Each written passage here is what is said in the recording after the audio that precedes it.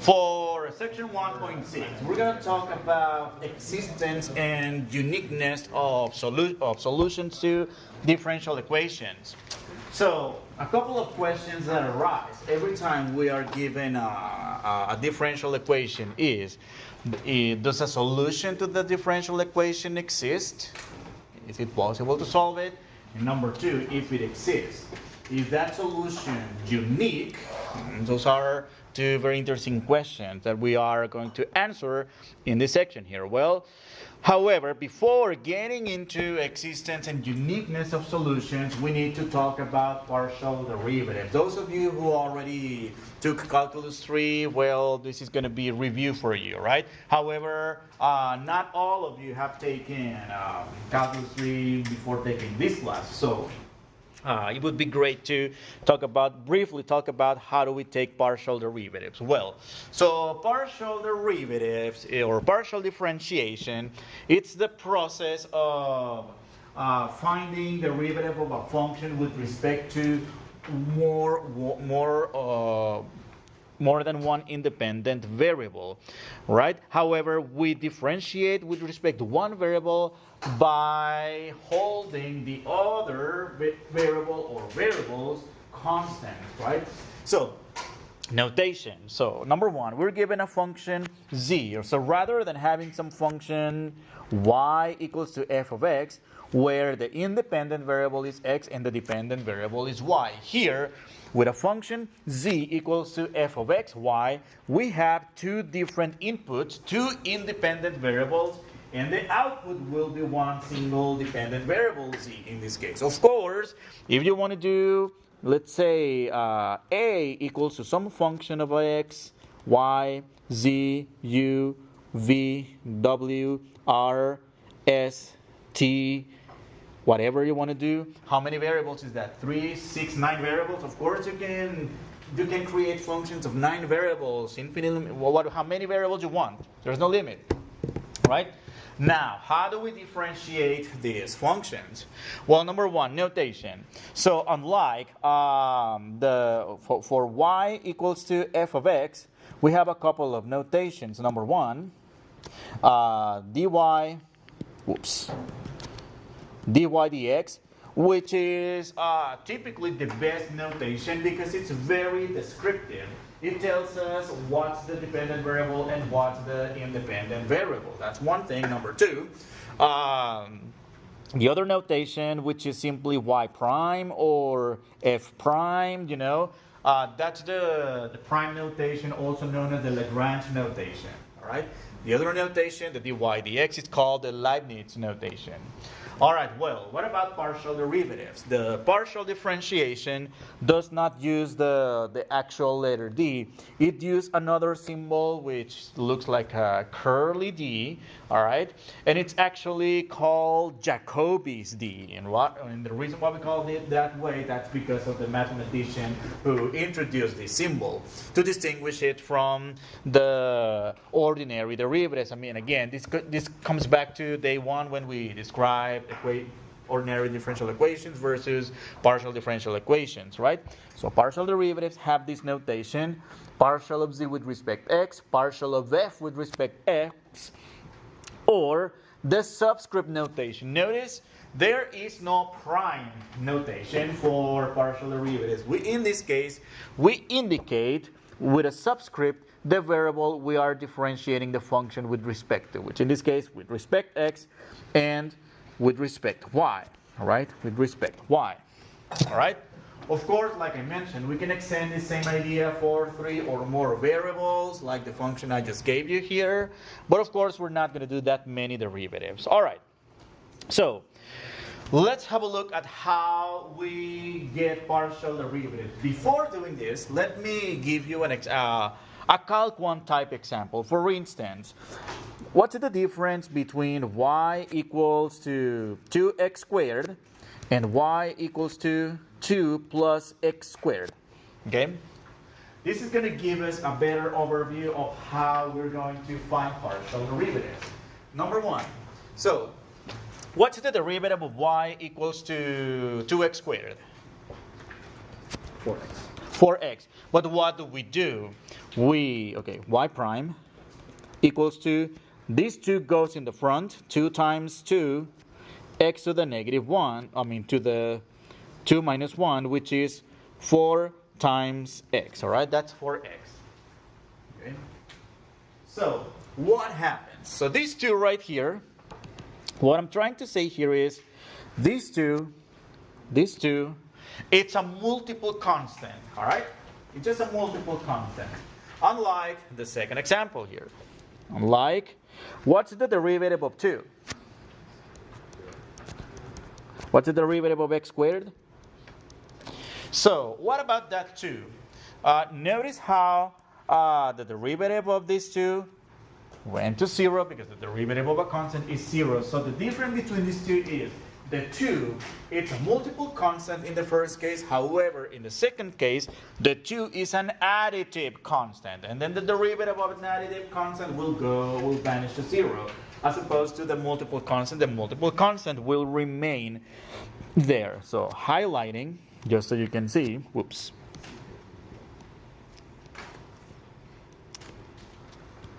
This, the derivative is 0. In one case, as a multiple constant, it remains there. As an additive constant, it goes away to 0. So with this in mind, let's get into finding partial derivatives. So number 1, partial of z with respect x, okay? So what is this? Okay, so we're going to differentiate this with respect x. So here we have x squared, y squared. In this case, because we're differentiating with respect x, whatever factor of the other variable, which in this case is y, it's going to remain constant. In this case, because it's being multiplying here, this will be a multiple constant. So just differentiate the x squared. That'll be 2x times the multiple constant y squared. All right. Now, what about the derivative of 2x with respect x?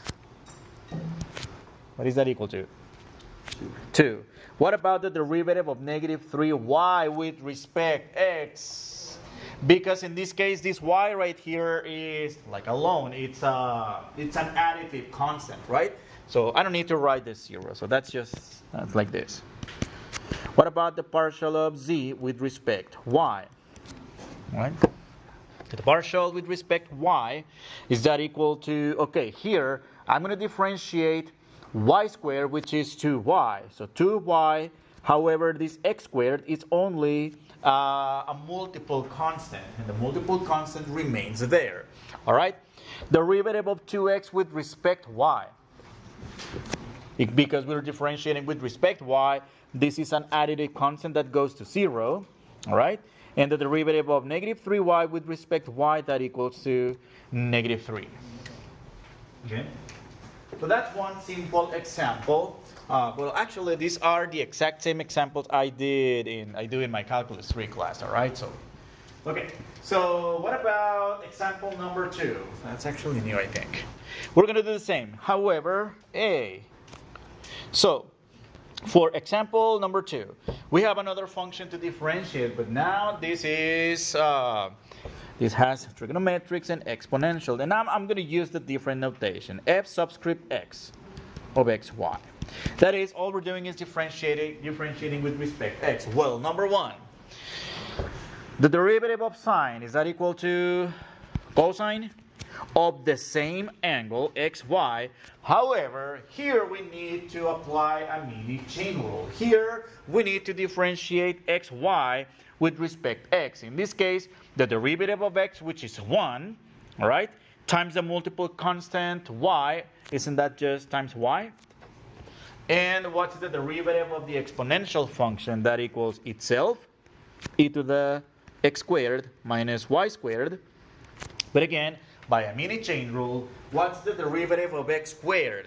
Is that 2x? But in this case, negative y squared, it's an additive constant. The derivative is 0.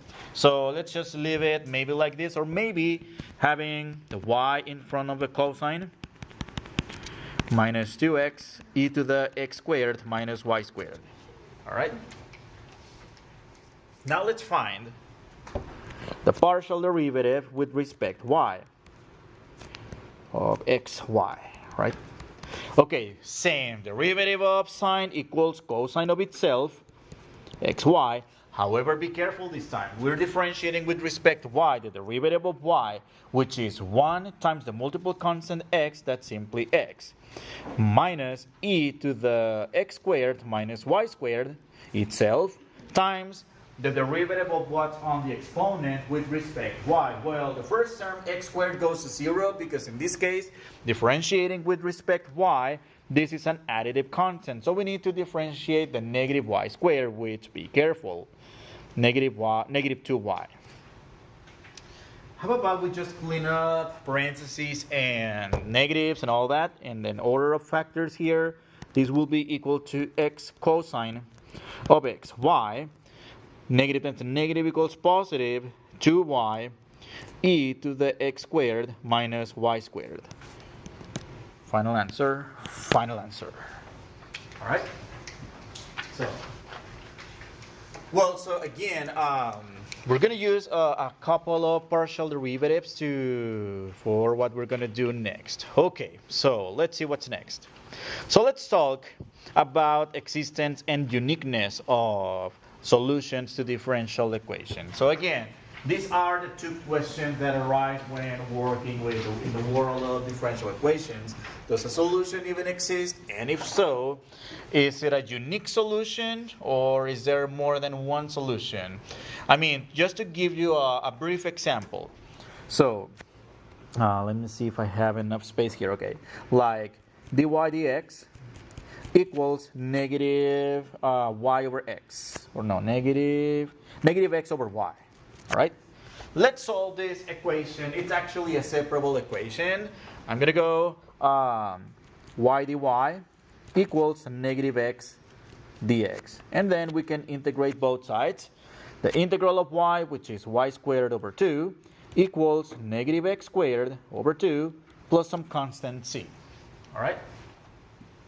So I'm going to multiply both sides by 2, but again, the c doesn't get multiplied by absorption. The multiplication of a constant by a number remains whatever number. So that's y squared equals to x squared, or negative x squared plus c. And this is x squared, or actually, let me stop over here. What if we wanted to solve for y and get it explicitly? Do you guys agree that we're going to get two solutions? A positive and a negative? Well, so that's what this theorem is going to tell us about the uniqueness of a solution. So, like in this case, well, plus or minus the radical, which is or otherwise, x squared plus y squared equals to c. If we were to analyze the family of functions here, it looks like the solution to the differential equation is a family of circles of radius c. Right? Of radius square root of c, by the way. Right? No, wait. Yes. Yeah, square root of c. That's a radius, right? Yeah. Anyway, well, I mean, just a little side trip to really where are we getting to? Okay. So, and by the way, this theorem may look weird at first.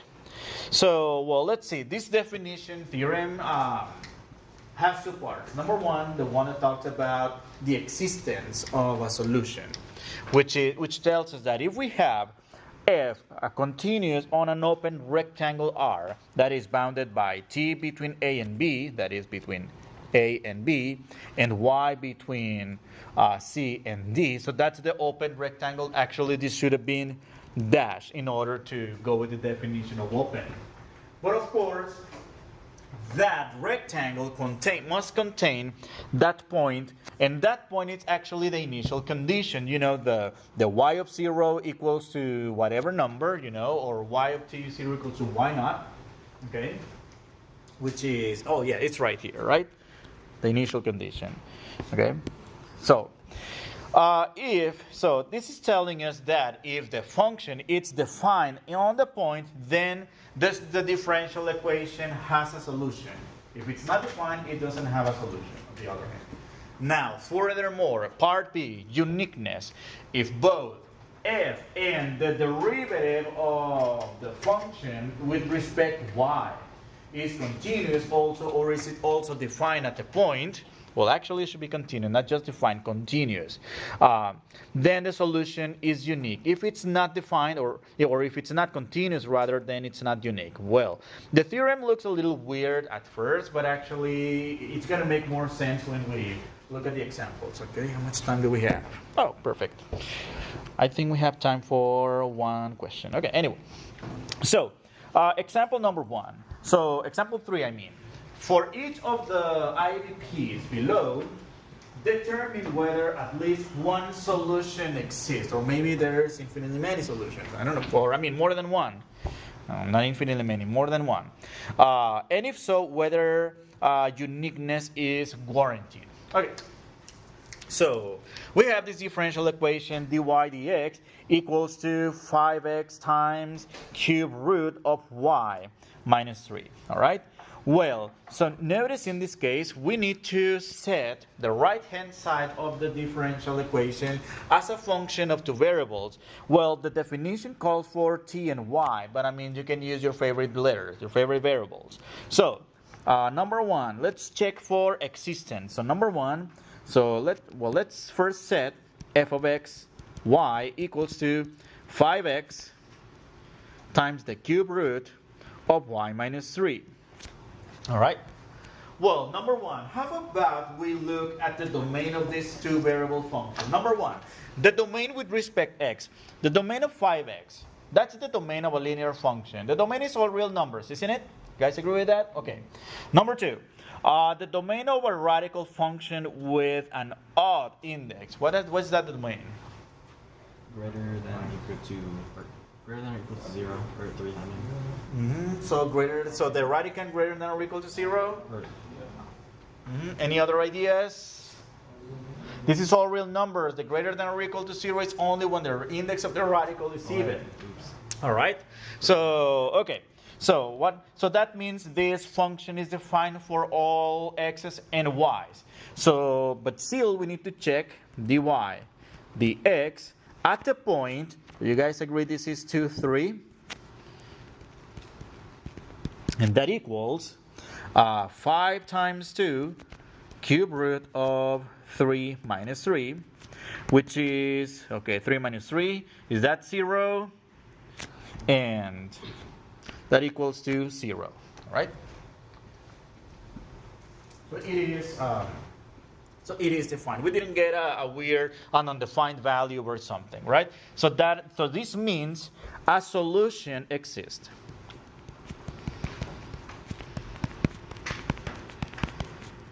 So that's part A. Oh, you know what? Let me do I instead. I, which is existence. Double I. Uniqueness. Is this unique? Okay, so for this, we would need to find the partial derivative with respect x. All right? I mean, with respect y. So let me rewrite the function f of x y in a way that we can differentiate that. 5x times y minus 3 raised to the 1/3 power. All right? So we need to find the partial derivative of f with respect y. Okay, what's the partial derivative with respect to y? Well, in this case, this is a function of x times a function of y, so the 5x is only a multiple constant, so just keep it. 5x times, what is that? The derivative of y minus 3, which is 1/3 times y minus 3 to the negative 2/3, isn't it? And let me finish rewriting this. Partial of f with respect to y equals to 5x over 3 y minus 3 to the 2/3. Okay? So that is our partial of the function with respect to y. So now we need to check the partial of f with respect to y at the same point, 2, 3. All right? And, okay, let's substitute. 5 times 2 divided by 3 times 3 minus 3 to the 2/3. Oh, that's 10 over 0. What is 10 over 0? It's undefined. So the partial derivative is undefined. What does that mean? This means that even though a solution exists, it is not unique, right? Not unique. All right.